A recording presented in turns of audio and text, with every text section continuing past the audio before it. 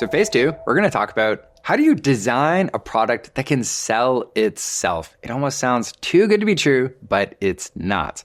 In order to really embrace this, there's a belief I need you to adopt.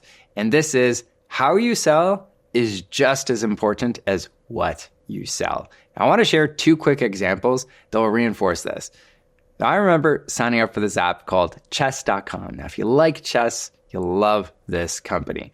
I was hooked right away. Then eventually I upgraded. Now compare this to pitchbook.com. After requesting a free trial, I just learned this is literally just a sales call.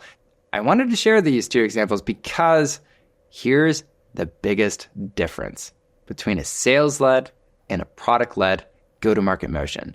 Sales-led companies, they always start with acquisition. They still got to get you to your website and acquire you as a user. But then they kick off the monetization cycle where you go through their sales process. And then if you become a customer, then they engage you. They deliver on their promise, hopefully. Versus the product-led go-to-market motion, you still got to acquire people. You still got to get them to your website. But what's different is you engage people before they become a customer. You have to deliver on your promise, keep your word, and deliver that value. And then you can monetize people. So you have to earn the right to ask the question, do you want to become a customer? Do you want more of this? And why I want to share this with you is I want you to think of, what did you do the last time you signed up for something for free and you couldn't get the value? What you probably did is you uninstalled it, you deleted it, you never went back to that application. And that is game over for any product-led company. So it's super important that you make sure that you're able to actually engage users before you monetize them. But how do you do that? Well, there's 3 things you have to unlock to make this work in your business. The very first one is all about crafting an irresistible offer for your business. You must be very clear on what is your unique value prop. If you have that, what's fantastic about having an irresistible offer is you're going to have people signing up for your software that are extremely motivated. Now, the second component you have to have in order to have zero-touch customers is frictionless onboarding. And this sounds easy, but it's actually one of the hardest things to do for a product-led company.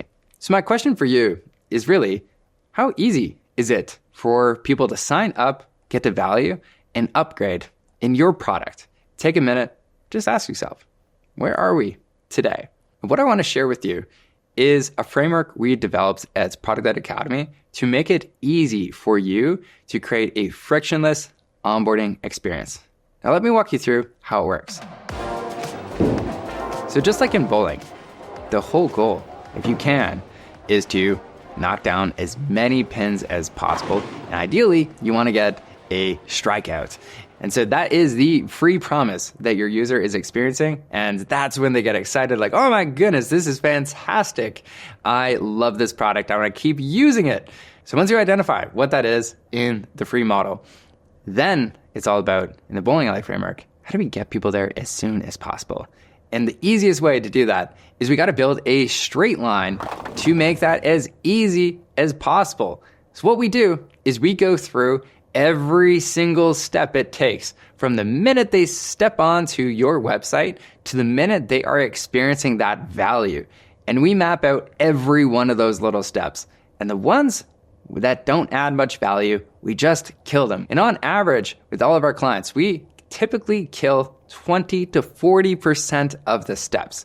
And then what we do is we also look at what steps are kind of advanced. You know what? The first time user doesn't need to do this at that time. And so we delay those, we introduce them later. It's not enough to just have the minimum number of steps to get to value.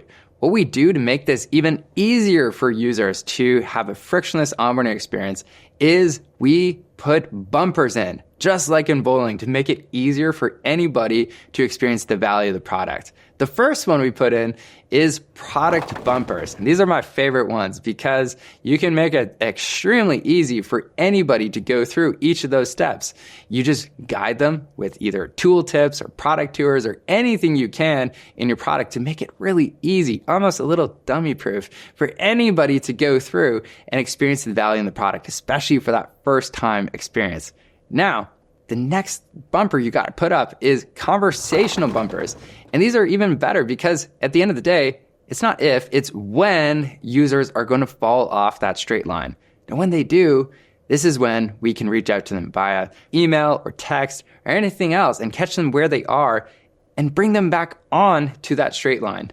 Now, when you do this, it will 10x the number of users who are able to experience that value in your product and create that frictionless onboarding experience. And I just want to share an example of how powerful this can be. So one of our clients is snappa.com, and they are making it easy for anybody to create graphics in a snap. And I was talking to their founder, Chris, at this time, and he had a ton of signups, 10,000 plus per week. And I was like, man, Chris, this is a ton of signups. Fantastic job on the acquisition front. How many of them are, getting value in the product? And so Chris didn't know. So he did some digging. And within a few hours, he kind of got back to me. He's like, only about 80% of people who sign up out of that 10,000 plus per week are actually going into the product. So I said, well, why is that, Chris? And he kind of did a bit more digging. He's like, well, we have this one step. It's the email activation step, activate my email, and then you can go into the product. He hadn't thought much about that step. I just asked him, well, why do we have that step? Do we need to have this step right now? Or could we simply delay it? Because it's kind of getting in the way of some people accessing the value in the product. So he had a chat with his security team and he's like, okay, I finally convinced them. What we're going to do is we're going to delay it. So you know what? Second time users, they'll see that thing. They'll have to activate their email at that point. But the first time they go in, they can just easily see the value in your product. And so we made this one simple change. And guess what happened? About a month later, I kept getting pinged by Chris. He's like, oh my goodness, I have no idea what's happening here. My monthly recurring revenue has gone up 20% this month. He was shocked. And why did this happen?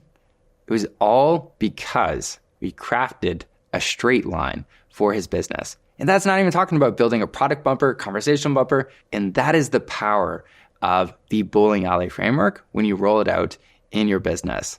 And so the last step of getting zero-touch customers is really all about powerful pricing. Most companies, they mess up here when they do their pricing. They just have a low tier pricing option, easy to get started, but they miss out on using value metrics.